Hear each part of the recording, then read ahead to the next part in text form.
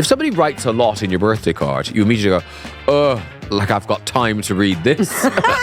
Don't you know how old I am? I do think violence might be the answer to this. I mean... And you can do it in your sleep. So you go, I was dreaming that someone was attacking me. He loved that shelving unit. Is that wood glue? Oh, stop it. Hello, one and all, and welcome to this, your weekly dollop of middling advice, brought to you courtesy of me, Graham Norton, and Maria McCurlin. Maria McKellen is sitting here opposite you. We're both very colourful today. And we're wanging on. We are wanging on, That's yes. what we're doing, wanging on. Now, you know the way we were the last people on Earth to have a podcast? Yes. Have you used AI yet? I did the other day. Did you really? Yeah. Oh, because I assumed you'd go, No. AI? Yeah. AI up? Yes, I did the other day because somebody was telling me that... We sound so old. But I know. Listen, somebody was telling me that they have used sort of AI as their boyfriend. Oh. I mean, obviously not in any physical way, because that would be impossible, Graham. Only as we talk. But by tomorrow, someone will... Soon. Yeah. Indeed. But just to sort of discuss things with. You know, sometimes living alone, it's quite hard when you've got things to kind of mull over and you want somebody's advice and everything. Isn't that what a dog's for? Isn't that what friends are for, more importantly? But anyway, she's using, and she said I turned to him, she's got a male voice, obviously, for everything now. And I went, I think this is a slippery slope. I've got some stats. Oh, yeah. Okay. Almost half of adults have used AI to choose gifts for their partner. Tragic and sad. Isn't that amazing? How hard can it be to have an imagination? I am thinking that's quite a good idea. Because it's very hard to think of gifts. But I'm what assuming... about asking them? What about saying, what do you want for your birthday? No, but presumably also AI will just go, he likes golf. Perhaps get him some, golfing socks. It'll be that sort of gift. It won't be a really clever thing. That's not true about Jono anyway. Well, he not wouldn't me. thank you for any golfing socks. Well, he might take up golfing if I get him some golfing socks. But I just think you are uninspired to ask AI for a gift idea, and the gift idea will also be uninspired. Yeah. I'm guessing. I don't know. I haven't done it. The problem with AI, it has to be fed into it in the first place, and it's incredibly clever and perceptive and all of those things, but it still doesn't know your deepest, darkest thoughts. Well, I've discovered this thing now on Facebook. Somebody sent me a thing about that I was donating €1 million to build a dog shelter in West Cork. And it's like, my house has other things in it. Other than dogs. But and £1 million. And I looked at it and I thought, and it was a picture of me and some dogs, but there was something off about my face. And I was like, that's AI. Anyway, I clicked on the thing and it's this page and it's just endless stories about me. You, but they're all AI, but with hundreds of comments on them from real people. But it's all made up, people. It's all made up. But what's weird about is I haven't killed anyone or anything. It's all kind of, I did the nice thing with the dog shelter. What else did I do? Oh, I did something else lovely. Then I adopted a child. Oh, did you? Congratulations. I've died a few times. I saw that. I did see that one. My mother's I thought they used a lovely died. picture in the deathbip. Yeah, I was very smooth. You were. Very smooth. My mother's died a couple of times. John has been ill. He was in a car crash, and it's obviously to get people to stay on this. It's clicks, and to comment and to spend time there. But people do comment. But I don't know how people make money out of it. And also, then somebody said, although it is sort of AI, that AI won't generate that by itself. Like someone is doing that. Sorry. I thought it would be funny. It's got out of hand now. And listen, that's me, Graham Norton. Like imagine if you're George Clooney or Meryl Streep or something. I mean, they must have so much of it. Yeah. Here's a really sad one. 1 in 5 people use AI to write birthday cards. How hard can that be? I mean, even I could do that. Happy birthday. Hope it's a good one. Am I AI now? No, but the AI says, happy birthday. You may wish to play golf on your birthday. Here are your nearest courses. You may wish to go to an archery class. Yes. Wishing you a peaceful and happy day and a successful year ahead. I mean, it must be some rubbish like that. The thing is, if you want to write more than have a good one, then it is, my brain stops then too, because actually, well, I don't know what to say to you. But you don't want to read, if somebody writes a lot in your birthday card, you immediately go, oh, like I've got time to read this. Don't you know how old I am?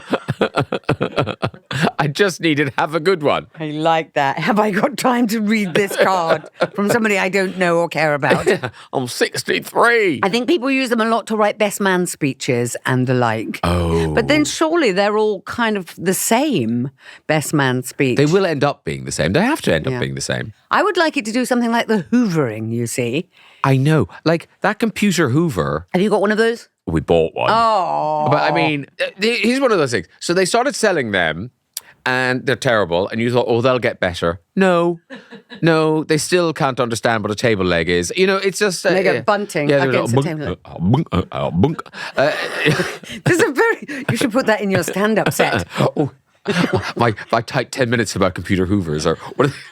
Because also you could include the garden cutters. No, I haven't... That one does look quite good. Does it work? I haven't. Because where does the grass go? Because it's quite small. So you do have to empty it. Oh, but is there an AI rake? No, I think what they do. I think what they do is when they get full. Rake. When they get full, those little robots that cut the grass, they kind of just go over here and then they vomit the grass out of their bottom, and then they carry on, and you get lots of little piles of grass vomit that they've dumped. That rats can live in? Well, no, you just go round after it and pick up the little piles. But see, already that's more work for me. What else are you doing? Paying the gardener.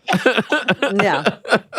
But no AI here. It's all humans who have written to us. So we're going to get to those letters in just a moment. Maria, please open a letter and read it. Dear Graham and Maria, since moving into my own home 2 years ago, I've developed a huge interest in interiors and making my home beautiful. Great. And unique to me. However, my sister keeps sourcing the exact same piece of furniture for her home. The last time her husband visited, he remarked, "Oh, you have the exact same record player as us." And it frustrated me because she got theirs after seeing mine. Recently, I've transformed the tiniest room in my house into a nursery for my newborn. It has been a labour of love, and I've poured my heart and money into making it beautiful. It's so small that aside from the cot, it only fits 2 other pieces of furniture, a children's bookcase and a shelving unit. Weeks ago, my sister told me that she got the exact same bookcase for her nursery, and recently she casually mentioned that she was driving to pick up the exact same shelving unit at a fraction of the price that I had paid, ironically. She knows I don't love it when she copies me, but she thinks it's ridiculous that I care about our homes looking increasingly similar. Am I within my right to be peeved, or are my feelings of frustration indeed ridiculous? And that's from Chiara, Ciara. Chiara? Chiara, I mean, flattery is what is it Oscar Wilde said? It's the something. What did he say? Stupid Oscar Wilde. I think, Chiara, there's a limit to this. Once she's copied everything in your house, it's finished. How many pieces of furniture are you going to buy? The thing is, when Chiara says, am I within my rights to be peeved or are my feelings of frustration indeed ridiculous? I think both. Yeah. I think it's both. The only way to get round this, because actually it is so annoying, it must be, just drive you crazy, is you somehow have to just go, I'm choosing not to be annoyed by this. Let that woman do whatever she likes. She lives over there with her husband and hopefully a child because she's now got a nursery. Yeah, that would be weird if she didn't, frankly. Yeah. Oh, we've got the same kennel. Yeah. No, we've no dog. No. We've got the same baby. I went to the same place you went to get your baby. Our babies are identical. So I feel like that's really the only solution, because otherwise you do appear to be quite petty and think, obviously there's lots of things, Chiara, you can do to prevent this. You can buy secondhand furniture. I was going to say, buy things that are slightly more unique, and then that avoids her, although she was going over to fetch a cheaper bookcase than yours. But, it will be finished at some point. There's only so much furniture you can have in a house. And if she's got every single piece... then it'll be clothes. Then it'll be something else. Then it'll be, I feel like there'll always be something. And also, in a minute, there's going to be 2 kids in this thing. Yeah, and so they'll have the same outfits. Same outfits, same schools, same jobs. But you've told her, and she thinks that you're being ridiculous and foolish. She doesn't have the imagination that you have, Chiara, so do take it as a compliment that she's having so hard, though. to copy. I mean, there is a reason why people get interior designers to make their house into an interior designer's version of what they think their house should be. I quite like, and you do too, making it personal, getting like unique pieces and so on. So go down that route because then she won't be able to copy you. And she can try, and then her house could be similar. Like, she could use the same colours and things, but she won't find that rug that you found in... And also, it's quite fun poking around. If you like interiors, and Chiara apparently loves... She's found a new interest. Oh, she's found a new interest, making her house lovely and unique. And it means her sister doesn't have to bother her pretty little head about thinking what to do. She just copies. But I think if you do like interiors, Chiara, then... poking around, furniture warehouses, old antique shops and stuff. It's really good fun. Online, you can do all of that now. I mean, I'm imagining that this is a younger sister who possibly always has you up on a kind of older sister pedestal. So I think you have to kind of suck it up. Again, there are worse things to happen, and take it as some form of flattery. And you've told her already that you don't like it. She thinks you're being silly. I'm not sure you can fall out with her over this. It's really not worth it. It is but I totally get, Chiara, that it is going to be hard to get to a place where you're fine. You're fine about it. But you do need to get to that place. And because right now you've allowed it in. Yeah. And it's just eating away with you, and you won't be able to enjoy your lovely new nursery because all you'll be able to think about is that vile bitch. She got that bookcase cheaper than I did. Yeah. I mean, you can say to her, stop copying me. But I think she kind of has said that. And then she hasn't. And she's just gone, oh, what do you like, Chiara? I know, because I've got it all here. I've told this story before. I'm not sure if I told it on here or on the radio, but when we were in Ireland, down the road, there was a bungalow, and a new family moved in from Canada. And, we said hello to them, and that was very good. Now, without telling them, this is the weird bit, without telling them, their next door neighbours in Canada bought the house next door in Ireland and moved in.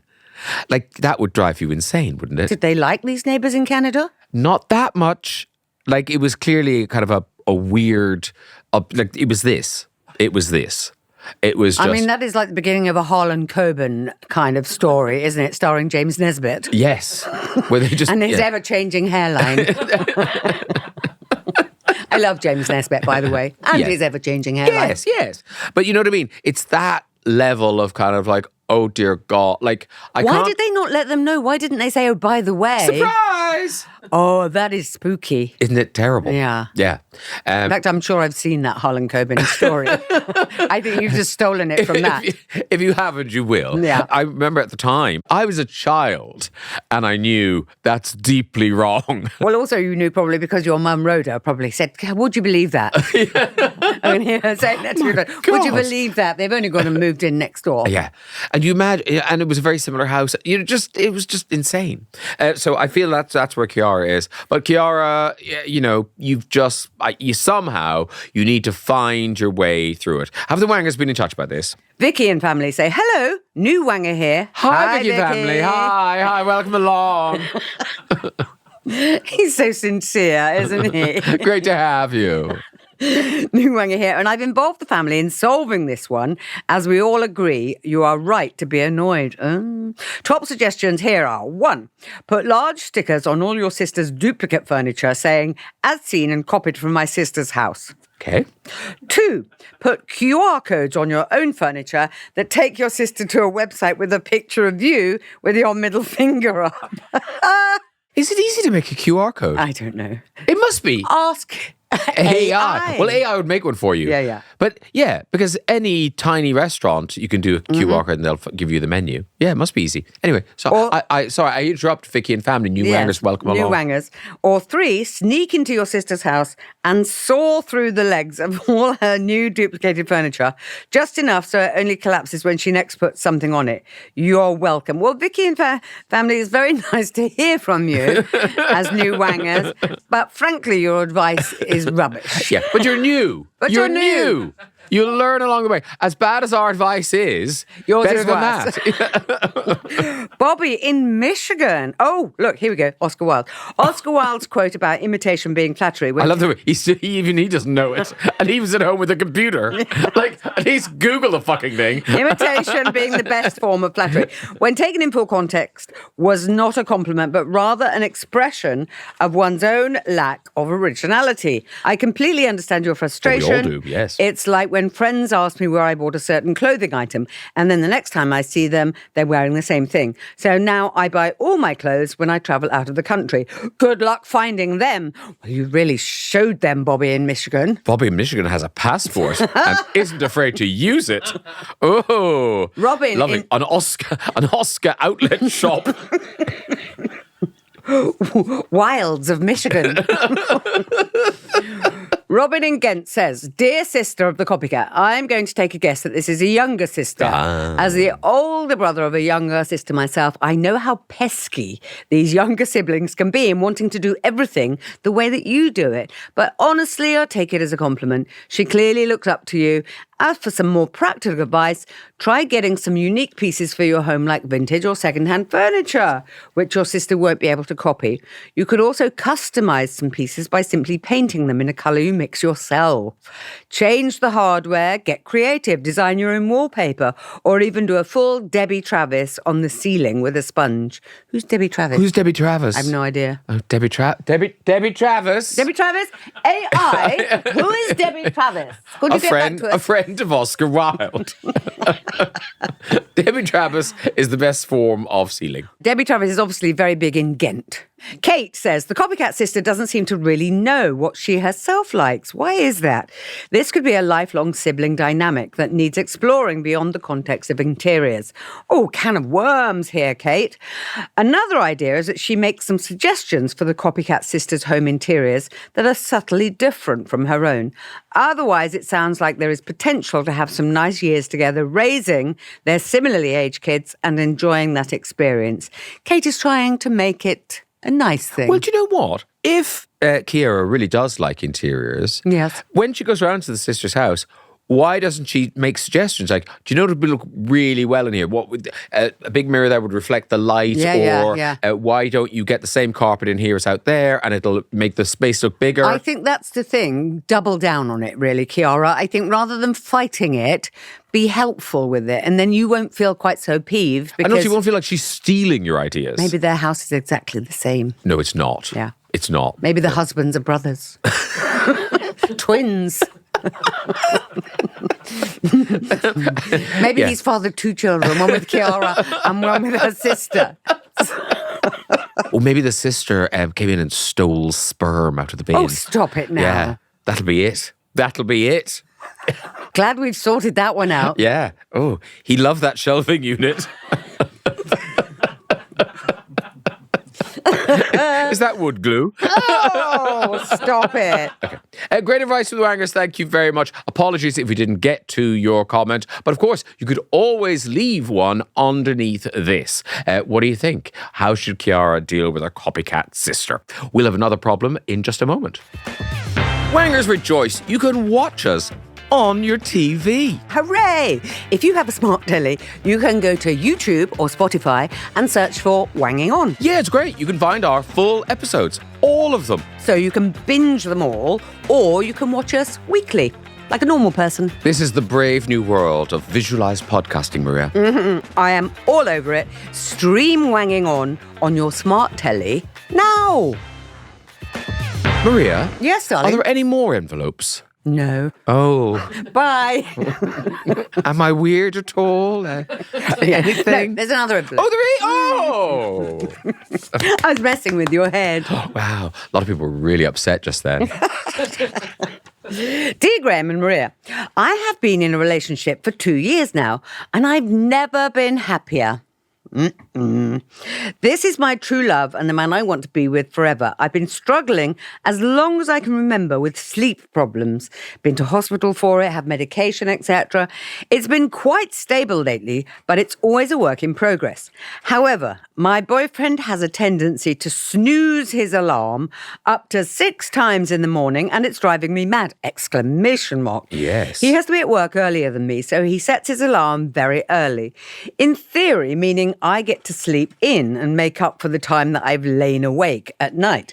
However, listening to his alarm clock every 10 minutes, scaring the bejesus out of me and blocking me from getting my well-deserved last hour, turns me into a desperate mad monster. I've told him I'm really bothered by it. He claims to not be able to help himself and is simply not capable of getting up right away. Apart from this one flaw, he is truly the most perfect, amazing man to me, and I'll love him until we're old together. But how do I tackle this problem without the resolution being that we should sleep in separate rooms until we die? Please. And this is from the Netherlands, and it's Laura who has sent this in. Now, Laura, if this is your only gripe about this man, I think you're doing very well. Really? Well, it's not snoring, which is one of those things that most people But you can't help snoring. This you can help. He can help, yeah. But if it is her only gripe, there are lots of ways. You can get you can get little earbuds with the alarm clock in your earbuds, can't you? I just feel like, look, Laura, I honestly, how bad have your other boyfriends been that this guy is the kind of your Prince Charming? Because he doesn't hit the alarm when it goes off. She doesn't just, it's not like, oh, I wish I could get a bit more sleep. She has a serious sleeping problem. She's been to hospital. She's got medication. And this guy kind of goes, no, sorry, I can't help myself. 6 times. It's 10 minutes in between. That's an hour. Well, you're quite exercised by this, aren't It's you? an hour of hitting the snooze button. Yeah, that is quite lazy, isn't it? I'd be hitting something else if I was Laura. I mean, I don't think there's anything bad with separate bedrooms either. Or just different lives. Different boyfriend. No, she loves this boyfriend. You've got to find a way around it. But he doesn't love you. Well, He doesn't love you. yes, he does. No. She has a serious sleeping problem, and this git is hitting the snooze button 6 times. So he set the alarm an hour before he actually needed to get up. I hate him. Oh, wow. I'm so against him. Ah. Yeah. You really are furious because about it's this. such a selfish, horrible thing to do. It is quite selfish. But also, Laura, there are ways you could be exactly as cross as Graham is with him. Say, if you loved me, you would sort this out because it is an hour before he needs to get up. Yeah. Also, with the first alarm call, I would get, your best foot and Yes. give him a massive boot up the backside, saying the alarm's gone off, and ditto for... This is when you said you wanted to get up. Yeah. So get up. But make him have it in his ears and not in yours. You Look, can get headphones that are noise cancelling, but he can get his alarm sent through. It's Yes. like he's doing this on purpose. Well, that's what I mean. I feel like, yes, there are lots of practical, technical ways that you can solve this problem. You just want him to You can man put the up. alarm in the room next door. You can do all sorts of things. But the other thing he could do is just not do it. It's so selfish. What does he say? He can't help himself. He can't help himself, so I can't help myself. I think Graham has hit the nail on the head. He can. Yeah. He's not capable of getting up right away. What? I mean, okay, hit the snooze button once. I'll give you that. It's kind of you. But, even that's pushing it. Because you are now in a relationship with someone who it's not Has like sleep issues. Yes, it's not like a surprise. It's not like she's suddenly gone, oh, by the way, now you've fallen in love with me. Here's the sting in the tail. I have problems sleeping.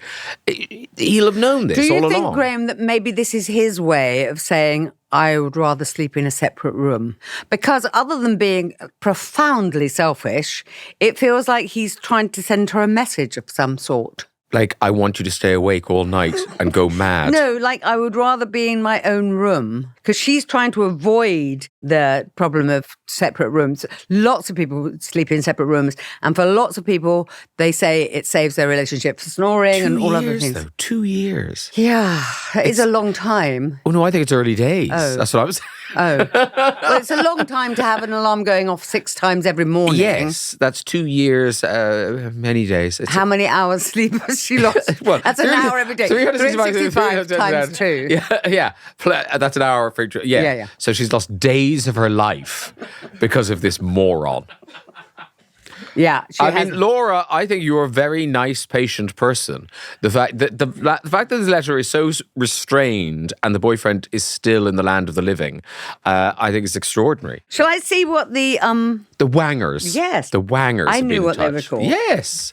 Ken, on the central coast of New South Wales, Australia. He's really painted a picture there, hasn't he? Yes, central coast of New South Wales. Oh, yes, I get it. Yeah. He says there's an app that's called Alarm Clock. You can make it so you need to complete a maths problem to turn the alarm off. It has helped me for years. And if that doesn't work, take matters into your own hands. When his alarm goes off, push him out of bed or nag him until he gets up. He'll soon get the picture. I do think violence might be the answer to this. I mean... And you can do it in your sleep. So you go, I was dreaming that someone was attacking me. Yes, I was dreaming that I was dating I was dreaming a selfish twat.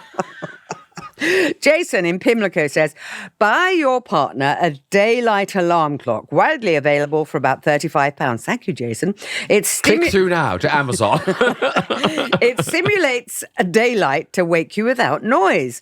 Then buy yourself an eye mask so the light doesn't wake you. See, again, all these answers are for Laura to be proactive, rather than, Yes, and I have to say, that one, it does sound good, but but you know what? It won't be enough for him. I feel there'll be another thing, won't there? I feel like he doesn't want to solve this problem. Should we go and visit her in her house? Well, we should do an intervention. I think so. We've got a voice note, by the way. From Fleur! Yes! Fleur! Okay, so I think there's 2 options here that could work. The first one is just sort of get over it and get some earplugs, because if everything's great other than this is a minor thing. Or get him a smartwatch that vibrates with his alarm, and then that will have a no sound effect for you. Hopefully you stay asleep, but the vibration means he'll wake up and then he can snooze that as many times as he wants. Now, Fleur is someone who doesn't have any problem sleeping. Yeah. Because Fleur thinks this is a minor problem. Well, also, vibration is going to wake you up, I think, Laura. If it's big enough to wake him up, it'll be big enough to wake you up. Because I think this has now become such a thing for Laura that any kind of minor... And also the thing in the bed will then be vibrating for an hour every 10 minutes. The thing in the bed. He was a git, now he's a thing in the bed. Murray says, what happened to give and take? Yeah, Murray, what did? I'm thinking that he may not share the same level of devotion as he appears unable to hit the hay earlier so she can get her sleep time.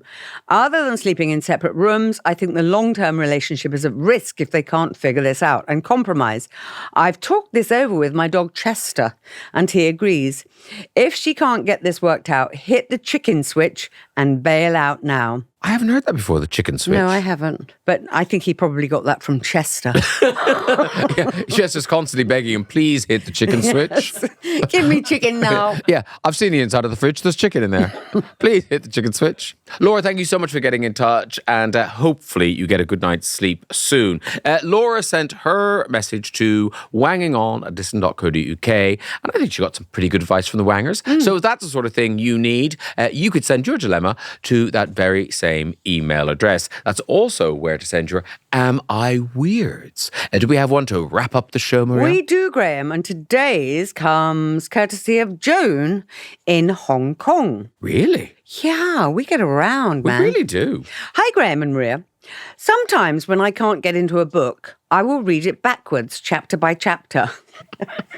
How very Chinese of you.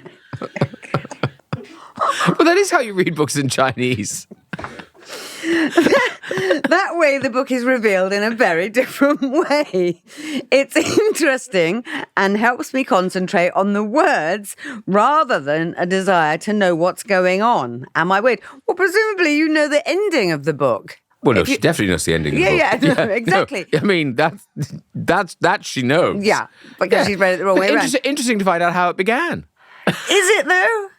That's like, not enjoying a book very much. You just go, oh, I can't get into this book. I'll just see what happens at the end. I do that sometimes. I do that sometimes. Yeah. Sometimes if I can't be bothered with all the guff in the middle, I'll just get to the end to see, what did happen. And then you can go, well, I'm glad I didn't waste all my time reading that now, because the ending was pretty disappointing. Yeah, my mother often does that. She'll read the end of a book to make sure it's worth reading. Oh. Yeah. And then she will still read the book. But then she is enjoying the process rather than going with the story, because some people say, don't spoil it for me. Don't tell me what it's, I've read that book. Don't spoil it. Sometimes the process is enough rather than what actually happened. But I think people often regard reading a book as like watching a television program. Like there's a beginning and a middle and an end.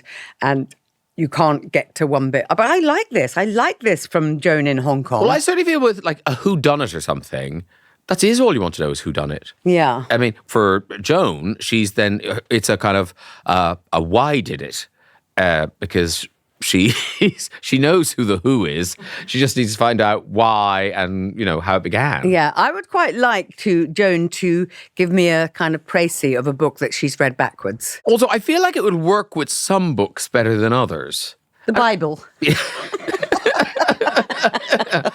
It was an apple. I got it. Yeah. Got it. Wow. I didn't see that coming. No, I thought it was all about the baby, but no, it's an apple. And also, I feel, Joan, if you can't get into a book, maybe try another book. I know, but some people is a book going to be better backwards? Some people are purists. I think you're one of these, actually, Graham, that if you start a book, you finish it. Whereas I'm very happy to just go, there are so many books that I want to read.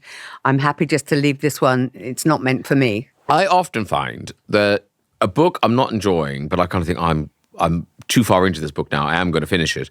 There'll often be a page or even a paragraph or something way towards the end. I think, I'm glad I read that. I'm glad I persevered. I lived through that scene, or heard that little bit of wisdom, or whatever, or just had that emotion prompted.